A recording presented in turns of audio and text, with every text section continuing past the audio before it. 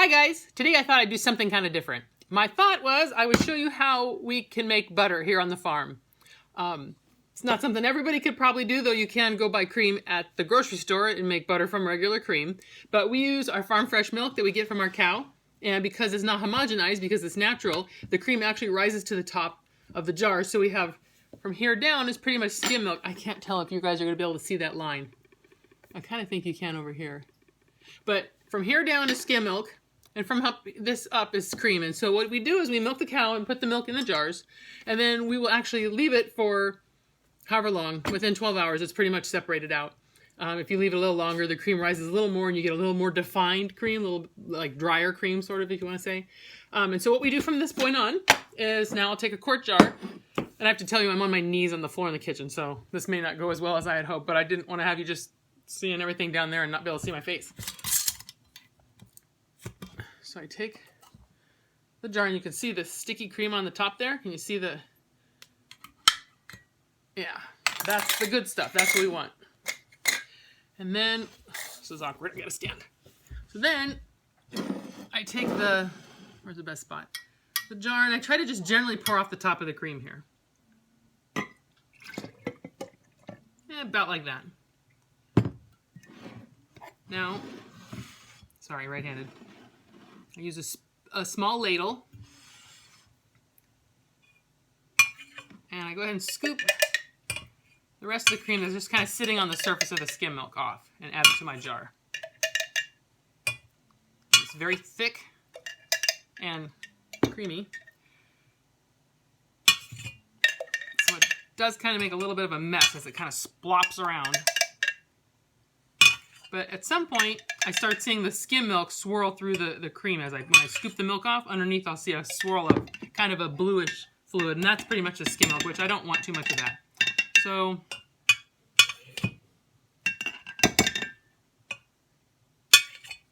I like that. All right. Now this, I actually will just feed to the pigs. Although, you can take the skim milk and heat it up to about 170 degrees, and put a little bit of just white vinegar into it. And if you stir it and keep heating it, it will actually separate into a very fine curds and whey, which is perfect for ricotta. It's a homemade type ricotta. And I will do that sometimes if I know I'm going to want to make like ricotta pancakes or lasagna, something like that, that a nice kind of a smooth, creamy cheese works really well. And so I will do that with skim milk sometimes, but for me it's just easier to feed it to the pigs because I have so much more milk out in the fridge outside. So now I've got my quart of cream, or quart jar of cream. It's technically just over, what is that, a pint? I don't know. And the way that, there's different ways to do this. Hang on just a sec, my coffee pot, my little mocha pot just finished my coffee. Yum. Perfect. Okay. So one way of getting the cream to turn into butter is just literally to just shake it. You can sit and agitate this, and it takes 20 minutes. It takes forever, it feels like, but that's because you start getting tired and you realize you're just kind of going like this. We watch TV and we do this, you know. So shaking it gets tiring, and we kind of send it to each person in the family, and we'll watch a TV show, and then I'll usually put it back in the fridge because it's too warm. We'll get it out the next day during a TV show, and we'll take turns again, and that usually seems to do it. I've tried using my blender, which works okay, but you can't even do this much cream at a time. And I have a food processor, and it works okay, but it makes a giant mess because you can only do about half of this much at a time. I've used my mixer, and that makes a gigantic mess because you put the whisk in there, and then when it starts to get thick and kind of, it starts throwing it all over the kitchen. So I don't do that anymore either.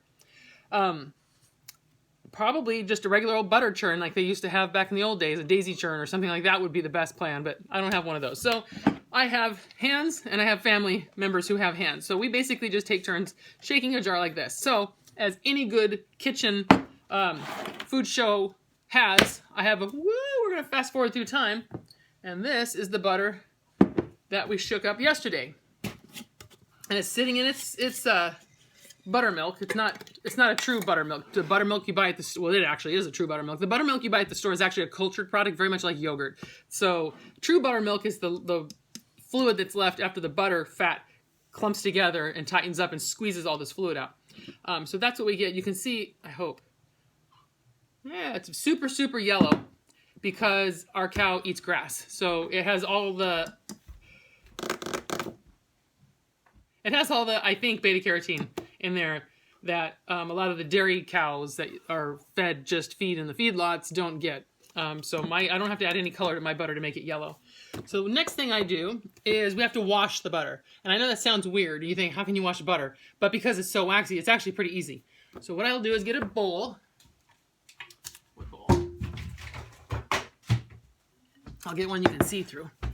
And I take...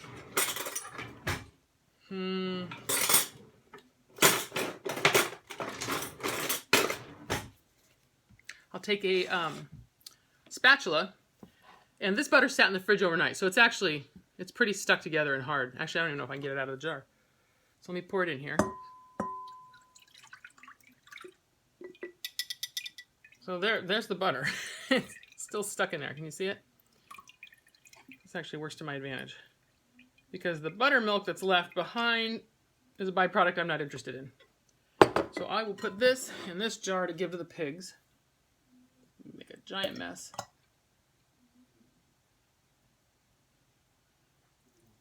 So, note to family, don't drink this jar of milk. It's going to taste funny. Stick it over there. All right, so now I'm going to get my butter out of the jar, hopefully. Because it's been refrigerated, it's real hard and waxy right now, as you would expect butter from the fridge to be. Come out of there. Okay. There we go. All right. So here's my butter, basically granules. So the trick with butter, when you're washing butter, is if you use warm water to wash it, you'll soften it, which is what I'll do to start with to get this kind of to clump back together, because right now it's just literally like little seeds of butter, little butter balls. And I want it to be a little more of a Play-Doh-y substance, kind of, but if you use too warm water, you'll start melting it, like melted butter. And it will all end up at the top in oil. You don't want that either. And if you use really cold water, you'll keep the butter nice and hard and solid, which when you're trying to wash it isn't great. You want it to be chilled water, but to start with, I'm going to make it a little bit warm just so I can get this butter back together. Okay, so here we have our butter in the sink. We need to soften it up a little bit, and we're trying to wash all this white buttermilk out. That will actually make the butter go rancid sooner.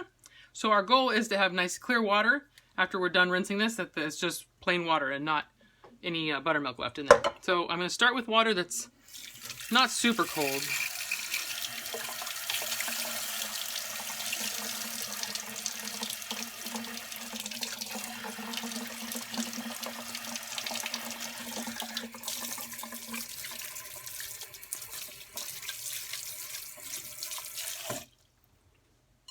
And we'll see if I can get this butter to clump up a little bit here.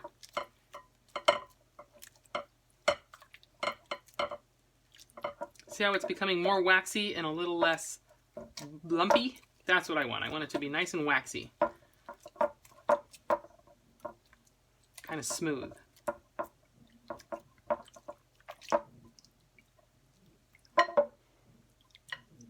Now, I've got this buttermilk here, buttermilk water mixture, and I want to dump that out. So, like that.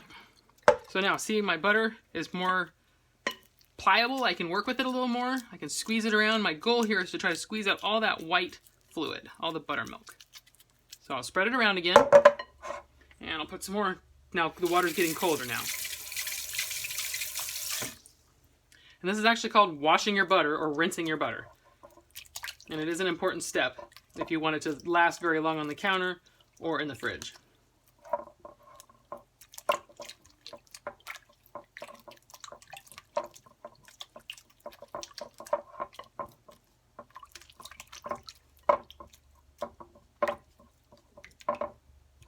Okay, now we rinse it again, dump that out.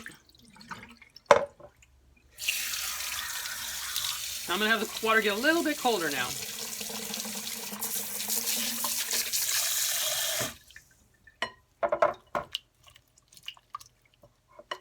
And you can see the water's clearing up each time. I get a little bit less white stuff in the water. And when it finally is just clear, then I know I'm done rinsing my butter. And I'm going to say this is pretty much it. We're going to eat this so fast that a little tiny bit of buttermilk left in it isn't going to make any difference because it'll be gone by tomorrow probably. The buttermilk doesn't hurt you in any way. It just, it's like leaving milk out on the counter. It starts to give it kind of a yogurty maybe flavor that's not like one of those like sweet yogurts, but kind of like a really bitter tart yogurt that you might not want your butter to taste like. So you can see the water's still a little bit murky, but that's going to work just fine for me. At this point, you actually have just a sweet cream butter, an unsalted sweet cream butter. My family, because this will probably, I'm not going to bake with it because it's too much work to make, but it goes so so nicely on toast, bagels, sweet potato or potatoes, you know, like mashed potatoes or, you know, baked potatoes, anything where you just really want to taste that butter, or on the top of like hot cereal. That's another good one. And so what I do is I use kosher salt, which is the heavy flake salt. This is, to me, it's important. I only cook with like sea salt, you know, Mediterranean sea salt or one of those sea salts. But with the butter, it's kind of important that you use the kosher salt because the kosher salt will actually break down and won't be gritty in the butter. Whereas some of those other salts, they don't want to break down because salt dissolves in water. Well, we've just now tried really hard to remove most of the water. So that makes it kind of hard to get the salt to break down, where the kosher salt will break down pretty easily because it's kind of like a processed salt that's flaky. Okay, so there's our butter. Now ready for salting. Now, I like my butter very salty. When it's, you know, homemade butter, it just brings out the flavor a lot. So I'll shake a fair amount of salt in here, and then I just kind of fold it in. Smush it around, gather it back up, and fold it some more, just to get that mixed in there thoroughly. And also to help give the salt a chance to kind of break down so it's not crunchy in my butter. I don't want little bits of gravel in my butter. Which is one reason I like the kosher salt, because it does break down really easily. It just spreads out very smoothly. Yeah, that's pretty much it. You got it. So it freezes really well. We have butter that we're still using that I made probably, gosh, when did I have that last cow? 7 years ago, and it's, you know, and it's great for baking. It's not so great for maybe putting on toast. It's a little strong, but it's still completely usable.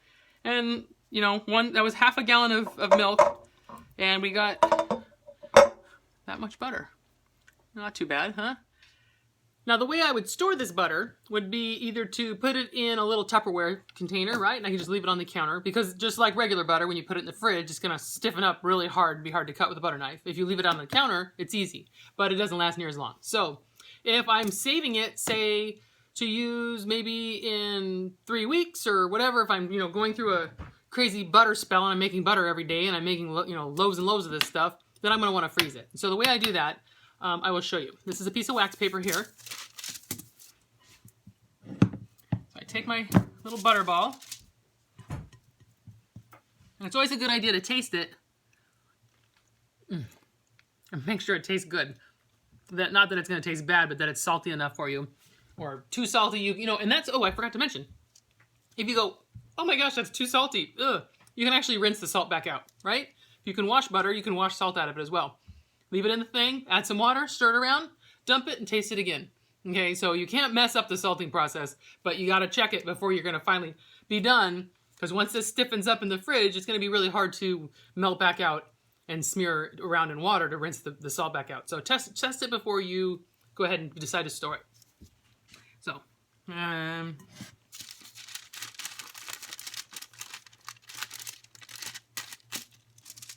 all right, so there's my butter ball. Just going to smear it around a little bit like that, okay?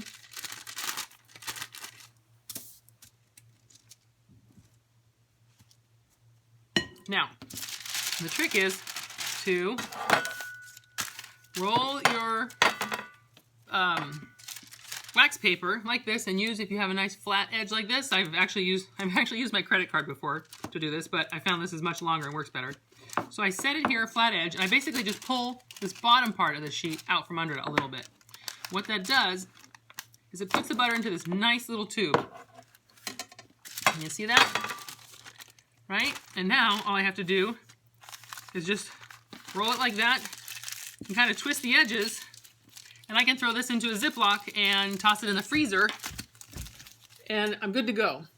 So sometimes I'll write the name, or not the name, I'll write the date on the Ziploc saying like which batch of butter it was, because, you know, I get this urge to make butter.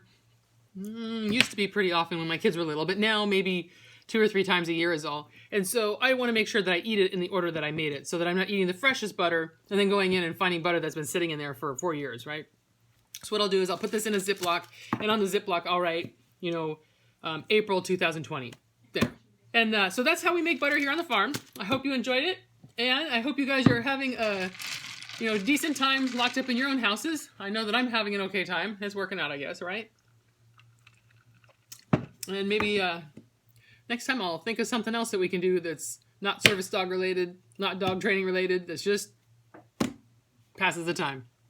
Anyway, have a good one, and talk to you guys later. Bye.